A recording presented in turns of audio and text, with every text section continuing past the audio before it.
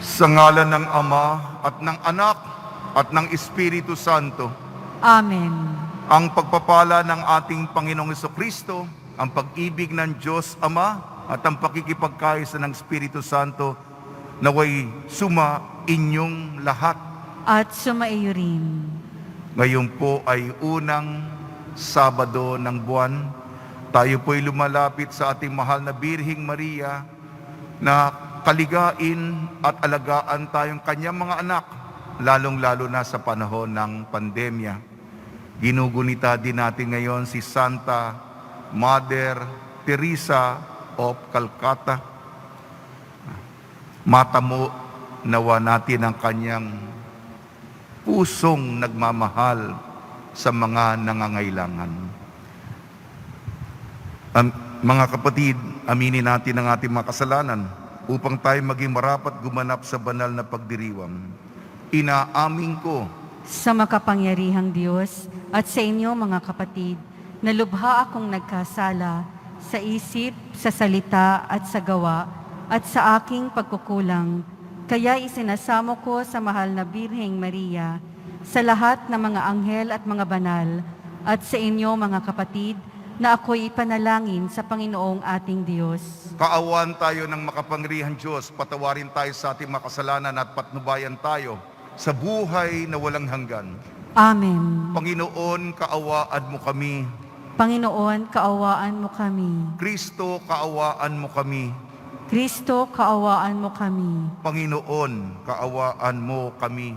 Panginoon, kaawaan mo kami. Manalangin tayo. Ama namin makapangyarihan, ipagkaloob mo'y kami magkamit kailanman ng kalusugan at kagalingan sa aming katawan at kalooban, pakundangan sa pagdalangin ng laging Birhing si Santa Mariang Mahal. Kami naway mahango sa hapis sa kasalukuyan at makinabang sa kaluwalhatiang walang katapusan sa pamamagitan ng Kristo kasama ng Espiritu Santo magpa sa walang hanggan. Amen. Magsiupo po ang lahat. Pagbasa mula sa unang sulat ni Apostol San Pablo sa mga taga-Korinto. Mga kapatid, kami ni Apolos ay ginamit kong halimbawa upang matutuhan ninyo ang kahulugan ng kasabihang huwag lalampas sa nasusulat. Huwag ipagmalaki ninuman ang isa at hamakin naman ang iba. Ano ang kahigtan ninyo sa iba? Hindi ba lahat ng nasa inyo'y kaloob ng Diyos? Kung gayon, bakit ninyo ipinagyayabang na waring hindi kaloob sa inyo? Kayo pala'y nasisiyahan na, mayayaman na kayo. Kayo pala'y mga hari na, hindi ninyo kami isinama. Sana nga'y naging hari kayo upang kami maging hari, kasama ninyo. Sapagkat sa wari ko, kaming mga apostol ay ginawa ng Diyos na maging pinakamahamak sa lahat ng tao. Ang katulad namin ay mga taong nahatulan ng kamatayan, isang panuurin ng sanlibutan, ng mga anghel at ng mga tao. Kami mga hangal alang-alang kay Kristo. Kayo'y marurunong tungkol kay Kristo. Mahina kami, kayo'y malalakas. Hinahamak kami, kayo'y pinararangalan hanggang sa oras na ito. Kami nagugutom, nauuhaw, halos hubad, pinagmamalupitan kami at walang matahanan. Nagpapagal kami upang may ipagtawid buhay. Idinadalangin namin ang mga lumalait sa amin kapag kami pinag-uusig. Tinitiis namin ito. Malumanay na pananalita ang isinusukli namin sa mga naninirang puri sa amin. Hanggang ngayon, kami parang mga yagit, pinakamahamak na uri ng tao sa daigdig. Ito'y sinusulat ko, hindi upang hiyain kayo, kundi upang pangaralan bilang mga anak na minamahal. Sapagkat maging 10,000 man ang inyong guro tungkol sa pamumuhay Kristiyano, iisa lamang ang inyong Ama. sapagkat kayo'y naging anak ko sa pananampalataya kay Kristo Jesus, sa pamamagitan ng mabuting balitang ipinangaral ko sa inyo. Ang salita ng Diyos. Salamat sa Diyos. Sa tumatawag sa puon, sa Diyos ay handang tumulong. Sa tumatawag sa poon, ang Diyos ay handang tumulong. Matuwid ang Diyos sa lahat ng bagay niyang ginagawa. Kahit anong gawin ay kalakip doon ang habag at awa. Siya'y nakikinig at handang tumulong sa lahat ng tao. Sa sinumang taong pagtawag sa Kanya'y tapat at totoo. Sa tumatawag sa poon, ang Diyos ay handang tumulong. Yaong kailangan ninyong mga taong may takot sa Kanya, Kanyang tinutugon at kung nagigipit hinahango sila. Yaong umiibig sa Kanya ng lubos ay iniingatan, ngunit ang masamay, wawasakin niya't walang mabubuhay. Sa tumatawag sa poon, ang Diyos ay handang tumulong. Aking pupurihin ang Panginoong Diyos, di ko tutugutan. Sa ngalan niyang banal, lahat ay magpuri magpakailanman. Sa tumatawag sa poon, ang Diyos ay handang tumulong. Magsitayo po ang lahat. Hallelujah, Hallelujah, Hallelujah. Ikaw, O Kristo, ang daan, ang katotohanan at buhay, patungo sa Amang mahal. Hallelujah, Hallelujah, Hallelujah.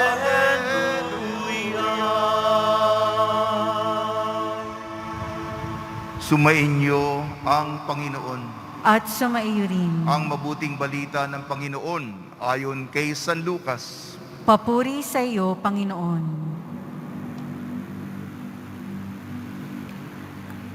Isang araw ng pamamahinga, naparaan sina Jesus sa triguhan.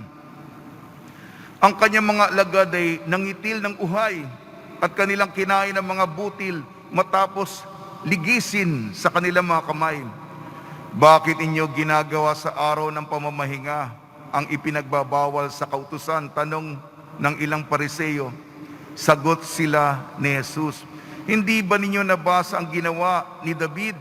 Nang magutom siya at ang kanyang mga kasama, pumasok siya sa bahay ng Panginoon, kumuha ng tinapay na handog sa Diyos at kumain ito. Binigyan pa niya ang kanyang mga kasama, bagamat iyon, ayon sa kautusan, ang mga saserdote lamang ang may karapatang kumain yun. At sinabi pa niya sa kanila, ang araw ng pamamahinga ay nasa ilalim ng kapangyarihan ng Anak ng Tao. Ang mabuting balita ng Panginoon. Pinupuri ka namin, Panginoong Heso Kristo. Magsiupo po ang lahat.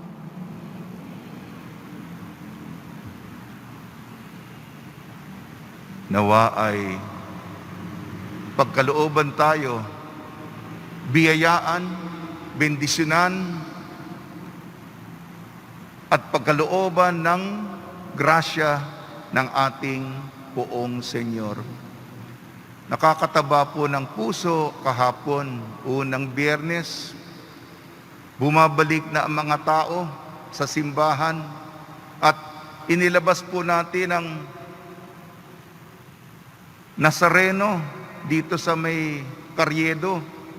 Kasi dati po ay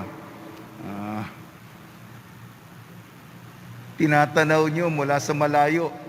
Ngayon naman, sinubukan po natin, malapit tayo sa Panginoon, kaya lang may physical distancing ng 1 metro. Kasi, alam nyo naman, hindi pwedeng pahalik na ginagawa natin o pupunas tayo. Salamat sa inyong kooperasyon. Nangamba din ako kasi nasanay kayo. Alam niyo naman kayo, yung ilan sa atin, hindi mapigilan yung damdamin. Maraming salamat po. Sabi ko, tingnan natin. At ito ang karanasan natin na mapalapit sapagkat iba yung panahon ngayon eh. Marami tayong mga hinihingi, malaking nawalan, malaking kawalan. At makita kasi natin yung hugis ng kanyang muka, ang kanyang mata, ang kanyang pisngi, ang kanyang ilong na malapitan. Kaya lang, physical distancing. Sumusunod tayo sa gobyerno, mga 1 metro. Salamat po sa inyong kooperasyon. At maluwag ang aking pakiramdam at nakatulog ako. Hindi naging magulo. Salamat po sa inyo. Ngayon, unang Sabado, mahal na Biring Maria, tulungan niyo po kaming inyong mga anak sa aming dinaraanan at si Mother Teresa of Calcutta, Santa, para patuloy ang ating pagkakawang gawa. Pagnilayan natin ang ating mga pagbasa, unang Korinto. Alam po ninyo, ang pagiging disipulo ng Senyor, hindi po to popularidad, hindi po to pasikatan, hindi po to pagiging pamoso. Sinabi pa nga ni San Pablo, kung ikaw ay nangangaral ng mabuting balita, may mga kahangalan yan. Anong saysay yan? Yung mga sekular na pag-iisip. Hindi nakikita ang nangyayari sa mata ng Diyos. Kung ayon lang sa mundo, ang ginagawa natin, ang pinapahayag ko po, ay kahangalan. Kahangalan sa mata ng mga tao. Kaya ano yung mangyayari dito? Hindi ka ginagalang, binabastos ka, kinukutya ka, niloloko ka, pinagtatawanan ka. Tingnan mo yan. Ngayon, pati nung panahon ni Jesus, ito'y naranasan ni Pablo. Ngunit,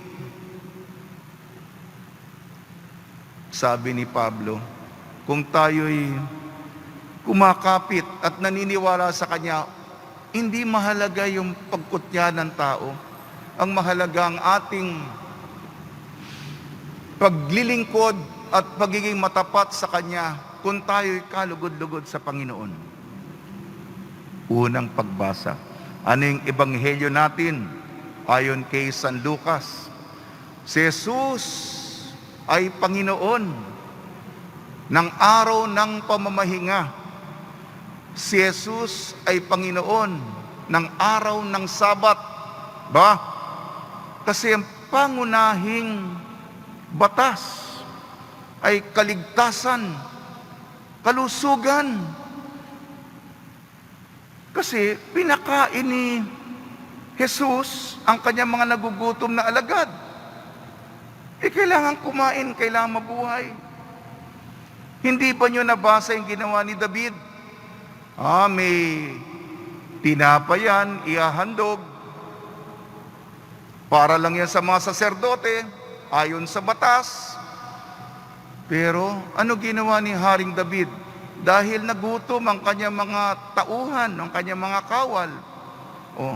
Yung para sa mga saserdote, bagamat hindi dapat, ayon sa kautusan, dahil sa kahalagahan ng buhay. Dahil kailangan kumain. Kasi kung wala na silang makakain, ay mamamatay ang kanyang mga tauhan. Dahil sa kagustuhan ni Haring David na mapangalagaan ng mga taong nasa ilalim niya, yun ang kanyang ginawa. Hindi niyo ba alam yung ginawa ni David? May batas, may utos, kaya lang, siyempre susundin natin yan kung ordinaryong sirkumstansya. Pero, ang pinakamahalagang batas sa lahat ay kaligtasan. Kaligtasan ng kaluluwa. kaligtasan natin. Yan ang, kaya nga yun ang tingnan natin ang ating mga prioridad sa buhay. Ha? Pag nilayang po natin yan, yan ang laging pabaon ng ating mga pagbasa. Ngayon, alam nyo, kagabi, ay nanood ako ng pelikula. Bagong pelikula ito, 2020. Ewan ko, napanood ko lang sa may internet. Fatima. Nako, unang Sabado ngayon, yung pagpapakita ang aparisyon ng ating Birhen ng Fatima, Immaculate Heart of Mary. Doon siya nagpakita sa tatlong bata. Si Sister Lucia, magiging santa din yan. Tapos si San Francisco, Santa Jacinta. Si Jacinta, Santa Jacinta, at si Francisco namatay noong 100 years ago, 100 na. Meron tayong pandemya. May pandemya noon. At yung dalawang bata, kasi sabi ng mahal na Birhen, alam mo, kayong dalawa ay magkikita tayo sa langit. Tuwan-tuwa naman mga bata. Ha? Tuwan-tuwa yung mga bata. Siyempre, mga bata, nakakatuwa. Ha? Panoorin nyo. At yung mensahe ng Fatima, ipagdasal ang mga malalayo sa simbahan. Conversion of sinners. Pagbabalik loob ng mga makasalanan. O Jesus, forgive us our sins. Save us from the fires of hell.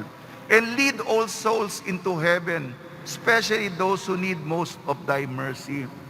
Ipagdasal natin, lalong-lalo na mga inintrega sa atin. Yung pamilya natin, mahal sa buhay. Hindi mapunta kasi nagkaroon ng vision ng hell. Naku, natakot yung mga bata. Pinakita ng mahal na Birhen. May impyerno. At kung di tayo magbabago, doon tayo babagsak. Hindi ko kayo tinatakot. Kung may kasalanan tayong mabigat sa Diyos, doon ang ating kapalaran. Hanggang dulo ng eternidad. Hindi ko kayo tinatakot. Yan ang mensahe. Kaya, magdasal tayo. Pray the rosary. Magdasal tayo ng Santo Rosario. Inuulit ko po yung mensahe dahil unang Sabado ngayon. At kung kayo'y malapit na, mga deboto, akayin nyo, lalong-lalo na panahon ng pandemya ngayon, magdasal ng Santo Rosario upang tayo'y, ganun din si Mother Teresa, deboto, unang Sabado. At yung unang Biyernes, ang debosyon para bago tayo mamatay, bigyan tayo ng huling pagkakataon na maiwasan ang impyerno. Kaya maraming tao dito unang Biyernes. Bakit ba? Bakit? Upang yung mga deboto tuwing unang Biyernes magkaroon ng oportunidad na maligtas sa huling sandali sapagkat tayo lahat makasalanan. Pasensya po At unang Sabado, para hindi tayo tumagal sa purgatorio. Ibang kwento na yon. Mahirap din sa purgatorio. Okay na pasensya na sa paalala. Sa tulong ni Maria, Birhen ng Fatima, ni San Jose, at yung mga santong tumutulong tuwing may pandemya, lalong-lalo si San Roque, nawa tayo'y ipagdasal natin ang kalusugan at ang kaligtasan na mga ipinagkatiwala sa atin ng Poong Senyor.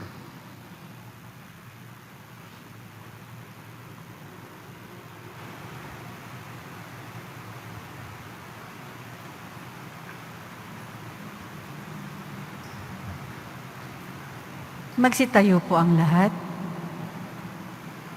Minamahal ko mga kapatid, idalangin natin na maging tama ang mga gawain natin mga Katoliko sa araw ng Panginoon. Tugon po natin. Panginoon, dinggin mong aming panalangin. Panginoon, dinggin mo ang aming panalangin. Upang ang mga kasambahay at ng mga manggagawa ay mabigyan ng oras na magsimba kung linggo, manalangin tayo. Panginoon, dinggin mo ang aming panalangin. Upang ang mga mayayaman ay mag-isip ng magpakain ng mahihirap na bata tuwing linggo, manalangin tayo. Panginoon, dinggin mo ang aming panalangin. Upang ang mga doktor ay magbigay ng libreng serbisyo kapag araw ng linggo, manalangin tayo. Panginoon, dinggin mo ang aming panalangin. Upang sa araw ng linggo ay maiwasan ng lahat ang pagpapagod, pagsusugal at pag-iinom, manalangin tayo. Panginoon, dinggin mo ang aming panalangin. Ama namin mapagmahal, sa lahat ng araw, sa lahat ng gabi, amin nawang madama ang tunay na pag-ibig, kagalakan at kapayapaan ni Jesucristo ang aming Panginoon. Amen. Magsiupo po ang lahat.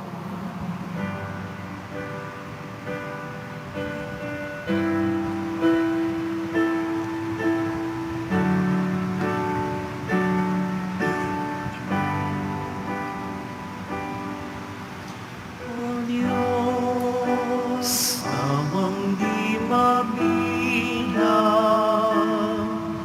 tanggapin mo yaring aming alay. Gawin ito bilang tanda ng aming kaligtasan. Narito, O Ama, alak at tinapay, bunga ng lupa at ng aming paggawa.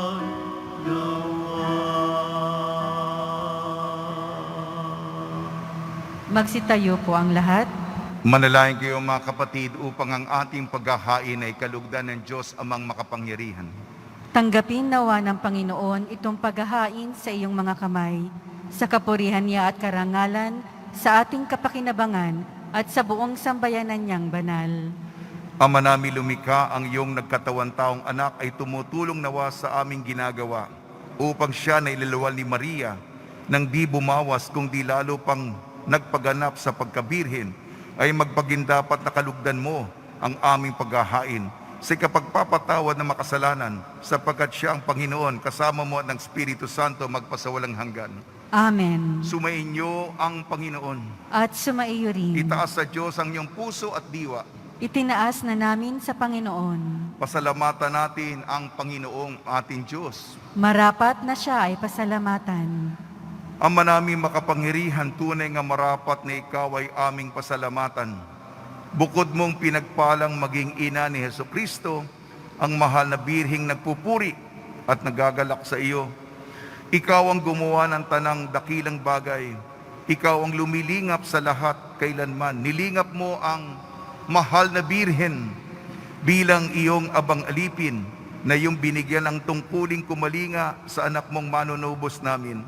Kaya kaisa ng mga anghel na nagsisiawit ng papuri sa iyo, nang walang humpay sa kalangitan kami nagbubunyi sa iyong kadakilaan. Santo, Santo, Santo, Panginoong Diyos ng mga hukbo, napupuno ang langit at lupa ng kadakilaan mo, o sana sa kaitaasan. Pinagpala ang naparirito sa ngalan ng Panginoon, o sana sa kaitaasan. Magsiluhod po ang lahat.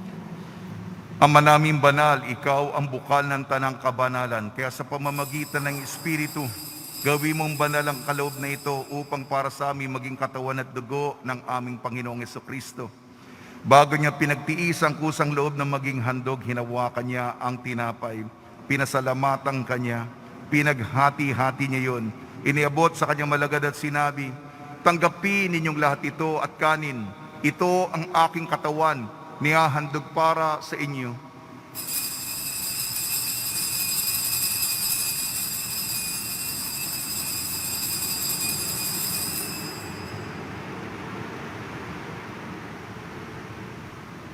Gayun din naman nung matapos ang hapunan, hinawakan niya ang kalis, muli kanyang pinasalamatan.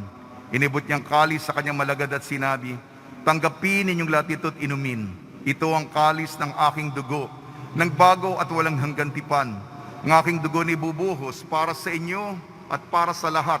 Sa kapagpapatawad ng makasalanan, gawin ninyo ito sa pag-alala sa akin."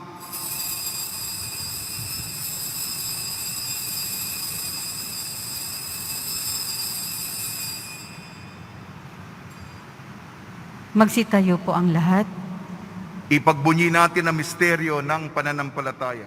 Si Kristo ay gunitain, sarili ay inihain, bilang pagkait inuming pinagsasaluhan natin hanggang sa siya'y dumating.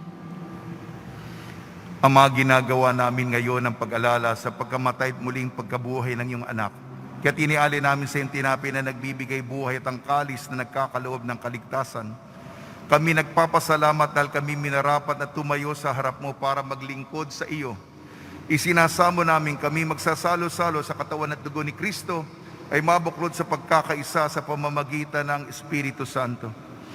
Ama, lingapin mo yung simbahang laganap sa buong daigdig. Puspusin mo kami sa pag-ibig kaysa ni Francisco na aming Papa, ni Broderick na aming tagapangasiwa at ng Tanang Kaparian. Alalahanin mo rin ang mga kapatid namin na himlay na may pag-asang sila'y muling mabubuhay, gayon din ang lahat na mapumanaw. Pinagdadasal ko po ang kaluluwa ni Edith de Guzman.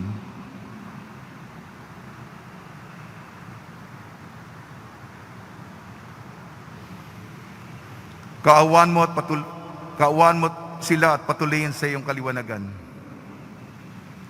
Kaawan mo at pagdapating kami lahat na makasalo sa iyong buhay na walang wakas kaysa ng mahal na Birhing Maria na ina ng Diyos, ng kabiyak na puso niyang si San Jose, kaysa ng mga apostol, San Aloysius Gonzaga, San Sebastian, San Lazaro, San Roque, ni San Juan Bautista at ang lahat ng mabanal na namuhay dito sa daigdig ng kalugod-lugod sa iyo. May pagdiwang nawa namin ng pagpupuri sa ikararangal mo sa pamamagitan ng anak na aming Panginoong Jesucristo.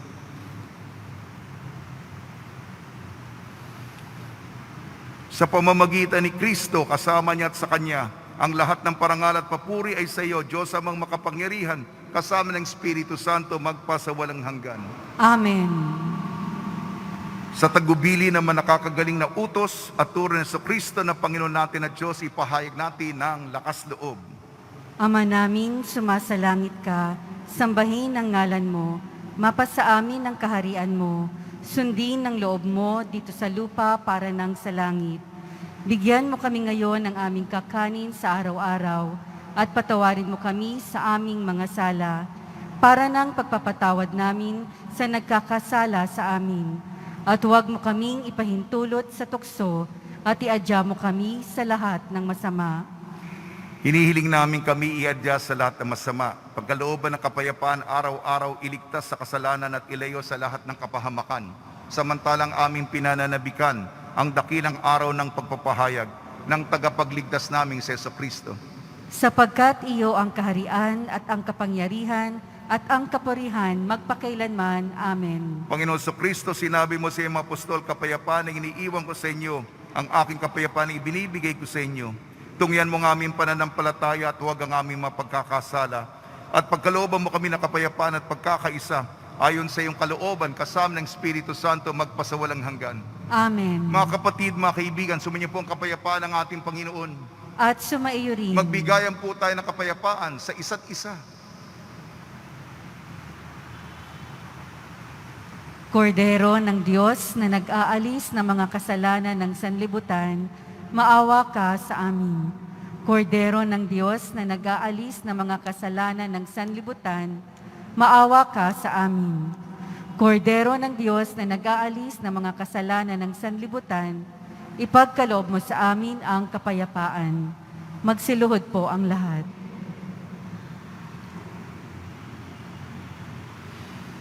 Ito ang kordero ng Diyos.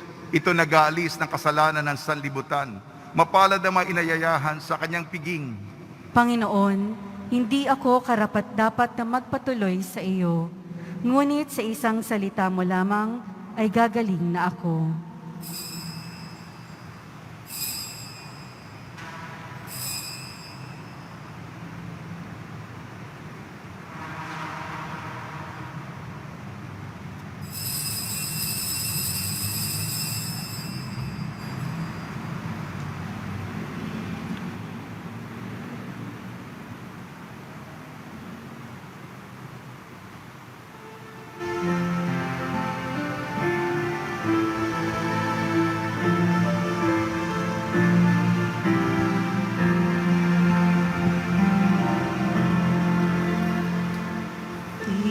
Tinanggap ko si Jesus at ang puso'y kay saya. Tinanggap ko si Jesus at ang puso'y kay saya. Pagkain kanyang bigay, kumunyon tayong lahat.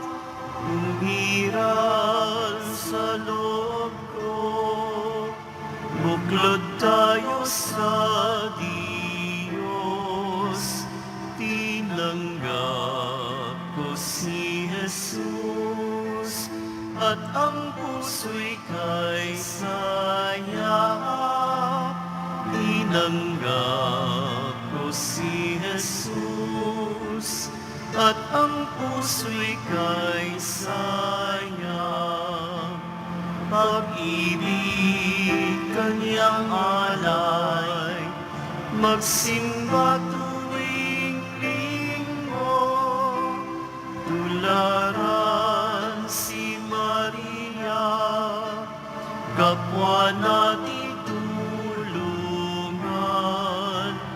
Tinanggap ko si Jesus at ang puso'y kay saya.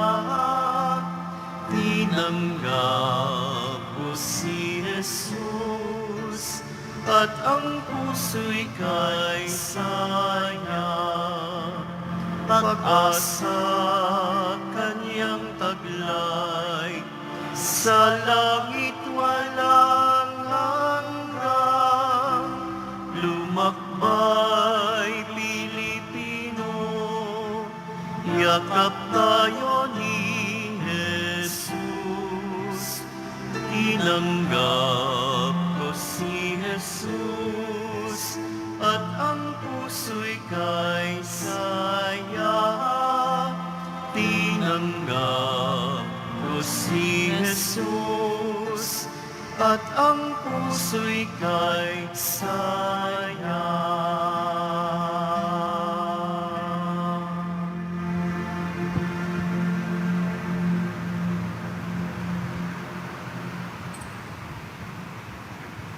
Magsitayo po ang lahat. Manalangin tayo. Ama namin mapagmahal, sa pagsasalo namin sa banal na pakikinabang, ang iyong kagandahang loob ay aming hinihiling upang ang pagpaparangal namin sa mahal na Birhen at pagtulad namin sa Kanya ay magpagindapat na aming paglingkuran ang pagganap sa kaloob mong kaligtasan sa pamamagitan sa Kristo kasama ng Espiritu Santo magpasawalang hanggan. Amen. Panalangin kay San Roque.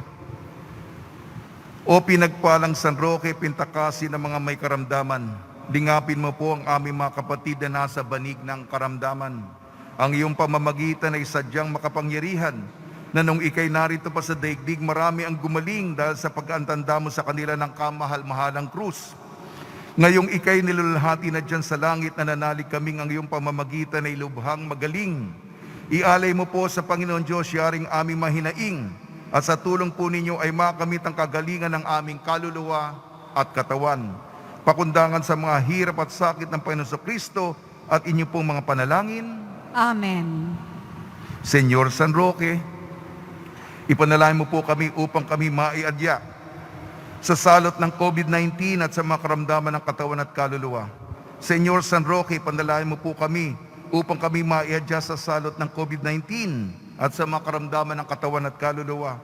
Senyor San Roque, ipanalangin mo po kami upang kami maiadya sa salot ng COVID-19 at sa mga karamdaman ng katawan at kaluluwa. Pagbabasbas sa mga deboto ng kanilang mga kahilingan at dasalan, mahal na Poong Jesus Nazareno, iniyayag mo sa pamamagitan ng krus ang walang maliw na pag-ibig ng Diyos sa sangkatauhan. Pakinggan mo ang kahilingan niyong angkan na nagsusumamo sa iyo. Makamtanawa nila ang inyong katugunan at tanggapin ang kasagutan na may utang na loob na tinatanaw. Basbasan din po ninyo mga daladala nilang mga imahin at dasalan sa pamamagitan ng bendisyon na ito, naway maalala nila ang mga pangako na Lord sa binyag na ikaw ay lang iibigin at paglilingkuran bilang Panginoon magpasawalang hanggan. Amen. Napanood ninyo bago ang simula ng misa isang outreach video. Ang inyong mga donasyon, kontribusyon, marami na po tayong mga komunidad at institusyon na tinutulungan. Kahapon po ay may nagbigay in kind, mga prutas at bigas. Kasi po ako po ay araw-araw nag-uulat sa inyo. Madalas po namin itong pinapalabas. Kaya maganda po kasamang ating mga hijos del Nazareno na tumutulong sa panahong ito. Huwag po kayong magsawa na tayo'y magkapit-bisig tayo sa panahon ng pandemya. Sumainyo ang Panginoon At sumayo rin. at pagpalain kayo ng makapangyarihan Diyos, Ama, Anak at Espiritu Santo. Amen. Taglayin po ninyo sa inyong pag-alis ang kapayapaan ni Jesucristo. Salamat sa Diyos.